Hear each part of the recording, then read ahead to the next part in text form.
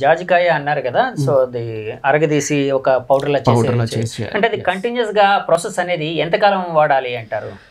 ఇది ఎంతకాలం వాడినా మంచిదే ఓవరాల్ గా, అంటే ఎక్స్ట్రా హెల్త్ బెనిఫిట్స్ కూడా ఉన్నాయి కదా.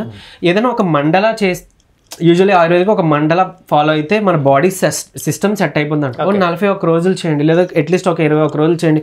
నెమ్మదిగా మీ స్ట్రెస్ రిలీఫ్ చేసుకోవడానికి మీరు చిన్న మెడిటేషన్, ఒక 6 minutes మెడిటేషనో, లేదా చిన్న వాకింగ్కో, లేదా మ్యూజిక్ వినడం, ఏదో ఒకటి స్ట్రెస్ రిలీఫ్కి మీరు పెట్టుకోండి. అలా కూడా హెల్ప్ అవుతుంది.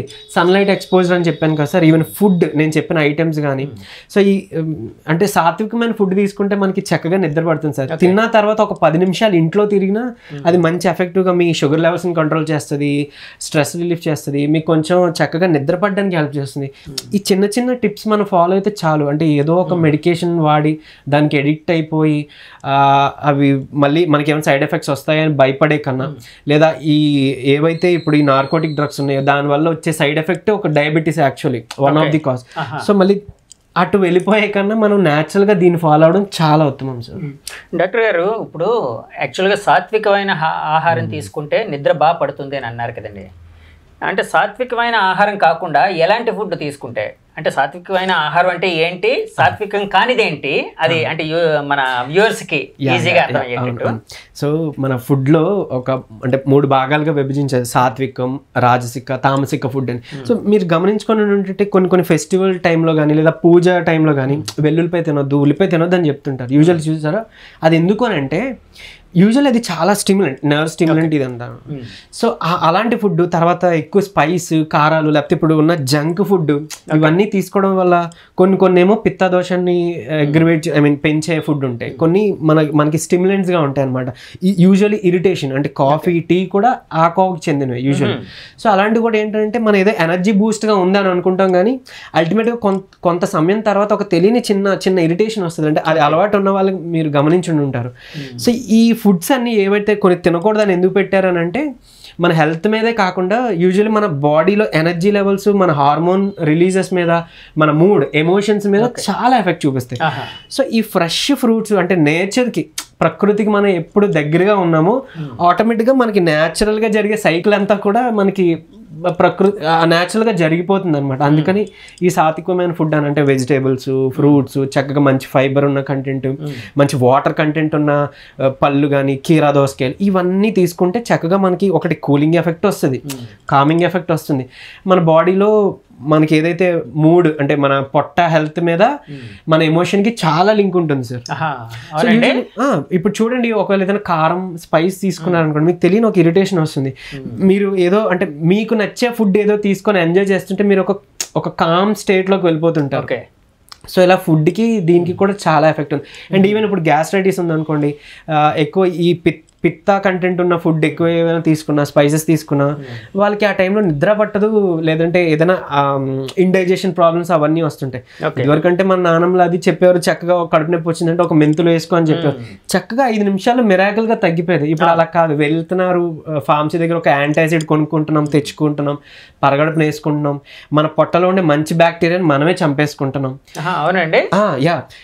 ఈ యాంటాసిడ్స్ ఏదైతే పరగడుపున వేసుకునే యాసిడ్ మాత్రం ఏదైతే ఉందండి, అది యాక్చువల్గా మన పొట్టలో ఉండే మంచి బ్యాక్టీరియాని చంపేస్తుంది.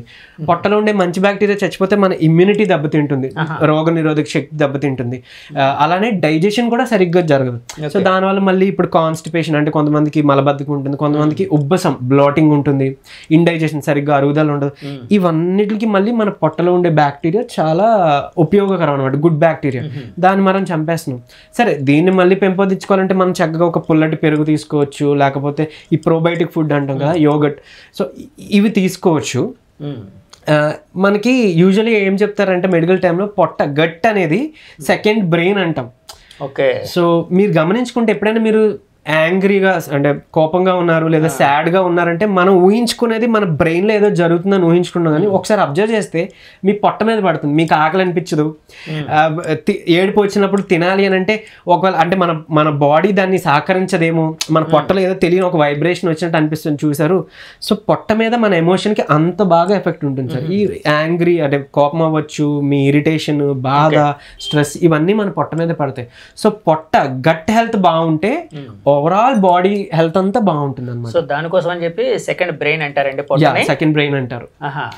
సో ఫుడ్ అనమాట, ఏదైనా మనం ఎంత తిప్పి వచ్చినా మన ఫుడ్ మనకి దేవుడు ఇచ్చిన న్యాచురల్ మెడిసిన్. సో దాన్ని వదిలేసి బయట మెడిసిన్స్కి వెళ్ళకుండా ఇలాంటి హోమ్ రెమెడీస్తో మనం చక్కగా ఇప్పుడు మనం మాట్లాడుకున్నట్టు ఈ నిద్ర కానీ లేకపోతే ఈ పొట్టలో గుడ్ బ్యాక్టీరియా పెంచుకునే వీటి గురించి కానీ ఇవి ఫాలో అయితే డెఫినెట్గా మన హెల్త్ చాలా త్వరలోనే సెట్ అయిపోతుంది సార్. డాక్టర్ గారు, యాక్చువల్గా స్లీప్లెస్నెస్, నిద్రలేమి అనేది అంటే ఈ ఆహారం, ఇలాంటి ఆహారం అంటే పడిన ఆహారం అంటే ఏదైతే మీరు చెప్పారో స్పైసీ ఫుడ్ ఇలాంటివి తీసుకోవడం వలన వస్తుందా, లేకపోతే స్ట్రెస్ అనేది కూడా దానికి లింకప్ అవడం వలన వస్తుందంటారా? రెండు సార్, రెండు కారణాలు. బయట నుంచి ఉన్న మన స్ట్రెస్, తర్వాత మనం తీసుకునే ఫుడ్, రెండిట్ల మీద ఇది డిపెండ్ అయి ఉంటుంది. సో ఈ రెండు మనం బ్యాలెన్స్ చేసుకోగలిగితే ఖచ్చితంగా నిద్ర పడుతుంది, అంటే న్యాచురల్గానే నిద్ర పడుతుంది. చాలామంది తెలియని విషయం అంటే ఇలాంటి సింపుల్ రెమెడీతో పట్టి అంటే మనకి ఫీడ్బ్యాక్స్ వచ్చిన చాలామంది, సార్ నేను చాలా ఇయర్స్ నుంచి దీంతో బాధపడుతున్నాను, లేకపోతే ట్యాబ్లెట్ తీసుకున్నాం, ఈ రెమెడీస్తోనే మాకు చక్కగా పనిచేసింది అని. ఇవి మన చుట్టూ ఉన్నవే, కాకపోతే తెలియదు. సో వాడి చూడండి, మీకు పని చేయకపోతే అప్పుడు ఆల్టర్నేట్ ఆలోచించండి, కానీ ఇవి ఖచ్చితంగా వర్క్ అవుతాయి. మీరు ఖచ్చితంగా అంటే వాడి నాకు కామెంట్లు చెప్పండి ఖచ్చితంగా. మేడం, డాక్టర్ గారు ఇందాక ఒక మాట అన్నారు, యాక్చువల్గా యాంటాసిడ్ కైండ్ ఆఫ్ తీసుకుంటే టాబ్లెట్స్ అలాంటివి తీసుకుంటే ఒక ఇబ్బంది అవుతుంది అన్నారు కదా. సో గ్యాస్ట్రిక్ టాబ్లెట్స్ ఉంటాయి కదండి, అవి తీసుకున్నా కూడా ఇబ్బంది అయ్యే అవకాశం ఉందంటారా? ఇప్పుడు నేను చెప్తున్న గ్యాస్ట్రిక్ రెండు ఒకటే సార్, మనం మాట్లాడుకున్న దాని గురించి వేసుకునే మాత్రం అని చెప్తారు. సో ఇవన్నీ కూడా ఏంటి అని అంటే మన పొట్టకి చాలా ఎఫెక్ట్ చూపిస్తాయి, ఏవి ఎక్కువ కాలం వాడకూడదు. సో దానికి అనుగుణంగా అంటే మన ఇంట్లోనే దొరికే ఈ చిట్కాలు, హోమ్ రెమెడీస్ ఇవన్నీ తీసుకోవచ్చు. మన న్యాచురల్గా ఉండే పద్ధతి, న్యాచురోపతి, ఆయుర్వేదిక్ సైడ్లో ఉన్న చాలా ఉన్నాయి హెర్బ్స్ కానీ, వాటిని మనం యూజ్ చేసుకుంటే చక్కగా హెల్త్ బాగుంటుంది. ఎందుకంటే నేచర్కి దగ్గరగా ఉన్న మన బాడీ నేచర్తో చాలా కనెక్టెడ్ కదా. ఏదైనా ఒక మనిషి తయారు చేసిన ఒక సింథటిక్ కెమికల్ ఎక్స్పోజర్, ఆ సప్లిమెంట్ అనేది మన బాడీకి అస్సలు మంచిది కాదు. అంటే మేము మల్టీవిటమిన్స్ తీసుకుంటున్నాం సార్, మనకేం అవ్వట్లేదు కదా అని అంటే షార్ట్ టైంలో అది చూపించకపోవచ్చు దాని ఎఫెక్ట్, కాకపోతే లాంగ్ టైంలో మనకి చాలా ఇబ్బంది కలిగిస్తుంది సార్, చాలా సైడ్ ఎఫెక్ట్స్ వస్తుంటాయి. ఓకే.